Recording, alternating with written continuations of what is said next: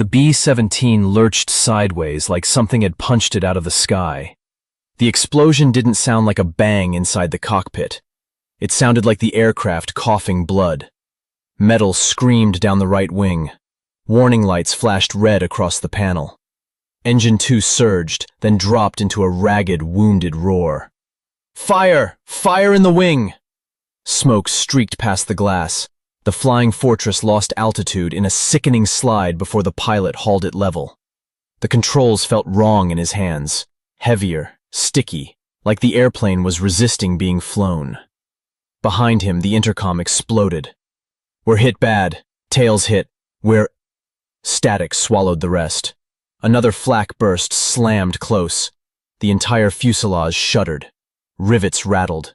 The bomber felt suddenly fragile, like the air itself could tear it apart if they stayed inside it too long. The pilot reached for the bailout switch. "Prepare to abandon B-17. Training took over instantly. Hatches opened. Oxygen lines snapped loose.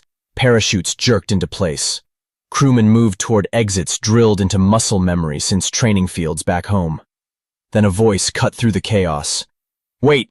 He can't move!" Everything stopped.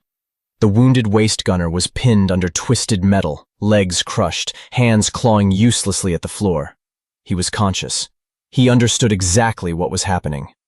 Blood smeared the aluminum skin of the fuselage beneath him. The open hatch roared with wind. 5 men could jump. 1 man could not. The B-17 burned around them, altitude unwinding, fire crawling along the wing like a clock that had started ticking out loud.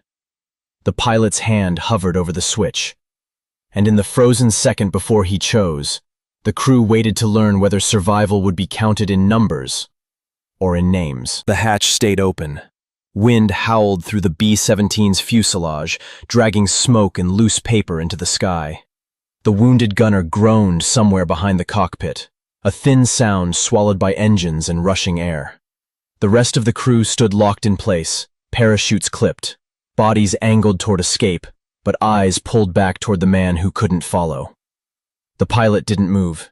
His glove hovered over the bailout switch, frozen between procedure and something heavier. Outside the windshield, the sky looked calm, endless blue above a layer of white cloud. From a distance, the Flying Fortress would still look intact. Just another bomber limping out of formation. Only inside did the truth exist. A burning wing, a trapped crewman, a decision no checklist covered. Most bomber losses ended exactly like this. A switch thrown, hatches empty, a machine falling alone. Reports would later call it acceptable loss. Training films would call it correct action. War loved decisions that could be measured in percentages. But inside this B-17, the math had a face. One of them wasn't leaving.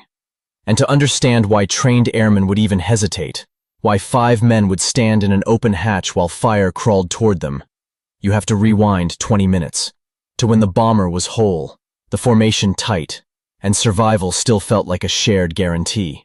Because this moment didn't begin with the flak burst.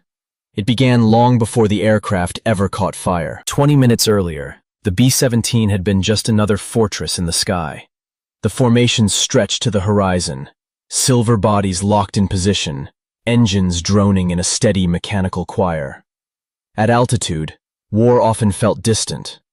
Inside the Flying Fortress, the crew moved through routines so familiar they bordered on ritual. Gauges checked, oxygen flow adjusted, turrets swept empty sky. Short bursts of chatter filled the intercom, casual and steady.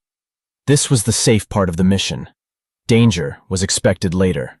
The target lay ahead behind a layer of cloud, invisible but agreed upon by coordinates and briefing maps. The bomber carried its payload sealed beneath their feet. Every man trusted the aircraft the way sailors trust a ship. The B-17 wasn't just aluminum and rivets. It was a shared shelter moving through hostile air. Then the flak started. Black bursts bloomed below like flowers opening in reverse, distant at first, decorative. The formation tightened instinctively. No panic. This was routine. You flew through the bursts and trusted altitude, armor, and statistics. The first concussion reached them through the controls. A dull thump carried up the yoke.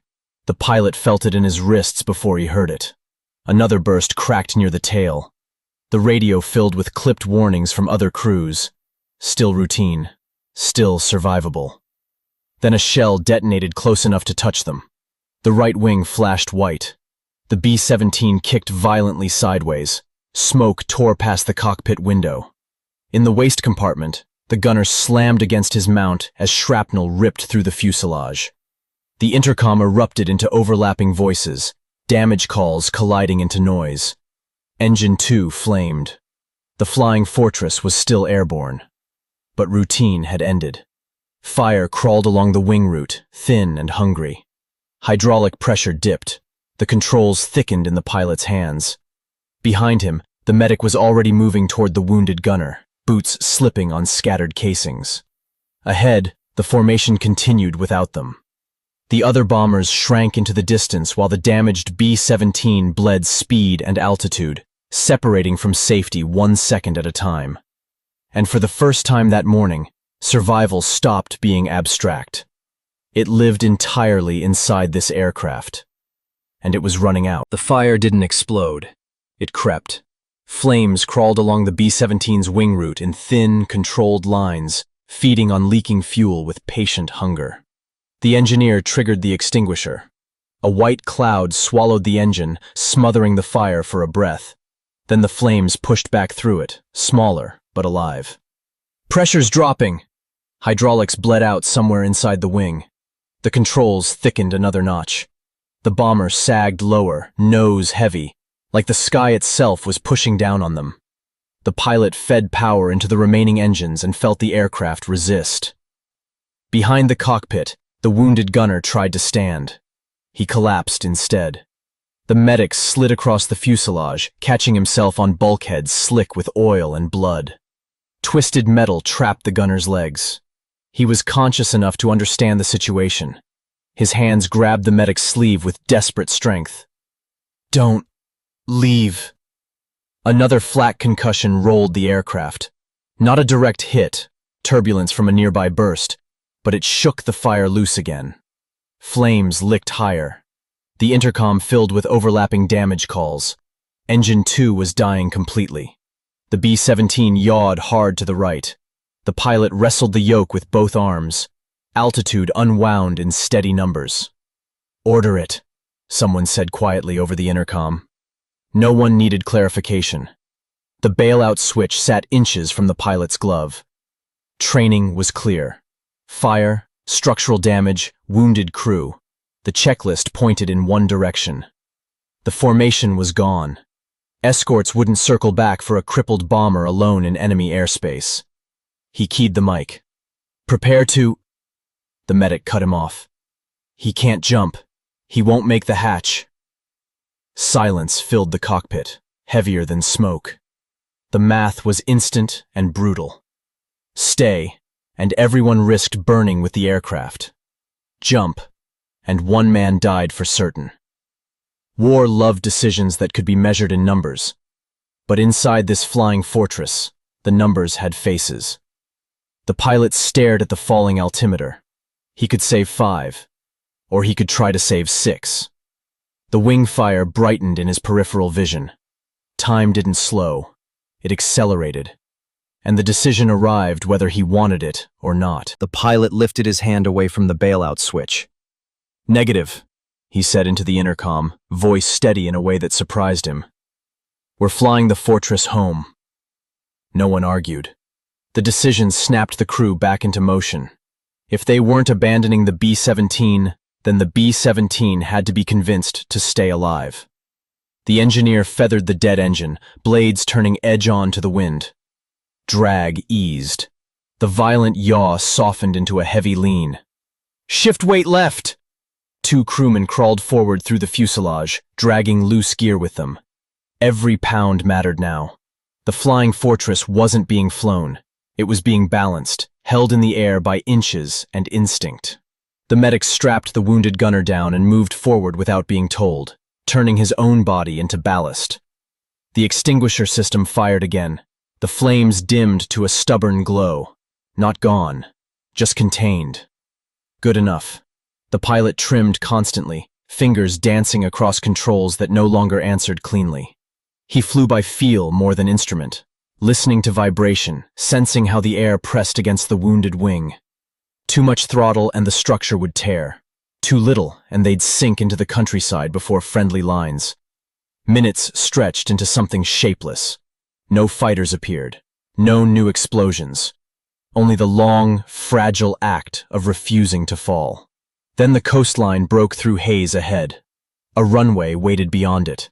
A thin, gray line the bomber had no right to reach. The landing was brutal. Wheels slammed the strip. The damaged wing dipped and scraped, sparks spraying across concrete. The B-17 slewed sideways in a storm of smoke and screaming metal before grinding to a stop. And then, silence. Engines wound down. The fuselage held. They were still inside it, alive. For several seconds, no one moved. The crew sat exactly where the landing had frozen them, hands locked on controls and harnesses, ears ringing in the sudden absence of engine noise. Outside, trucks were already racing toward the B-17. But inside the cockpit, the silence felt sealed off from the world. A private space where the fact of survival hadn't fully arrived yet. The pilot became aware of his breathing first. Then the medic shouting. Then the wounded gunner laughing. It was a broken, exhausted sound that turned into coughing but didn't stop. The laugh spread through the fuselage, not joy, not celebration. Just the shock of men discovering they were still part of the living. Hatches opened. Cold air flooded in. Ground crews pulled them down to the runway one by one. When the gunner was carried out, the rest of the crew gathered without speaking. They didn't salute. They didn't cheer. They simply watched his chest rise and fall.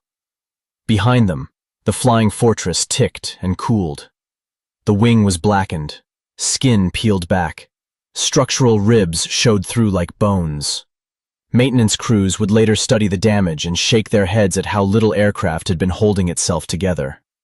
Official reports would call it a successful emergency recovery. But the crew would remember something simpler.